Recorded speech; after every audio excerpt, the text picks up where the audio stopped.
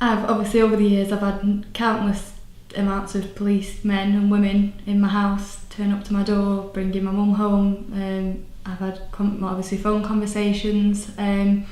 obviously when things like this are happening, it's normally because my mum's done something that can be quite bad or quite horrific, or has attempted to do something to harm herself, or is just taking herself off somewhere. And sometimes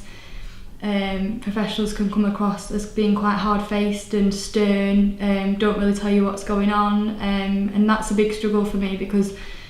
I started to cope more with my caring role when I found out more about it. So I read up about depression, I read books and articles, I looked on the internet,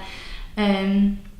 spoke to nurses, doctors, family members, anyone I could really, and the more I understood the illness, the more it helped me go through it, because I felt like I was on a level with my mum where I could think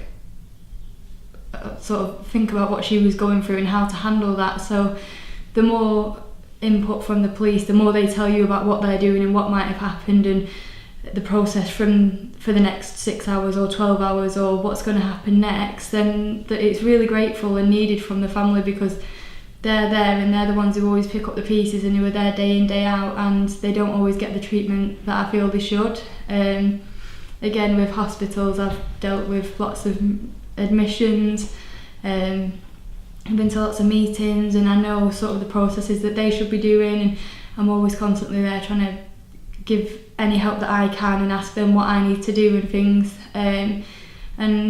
I've come across a lot of great nurses and doctors who are so passionate and so brilliant at their jobs, but a lot of times the family aren't involved. So in a hospital admission, something might happen, you won't know about it. She might have attempted something that doesn't get brought up for weeks. They can just release her apparently when they want and not inform you.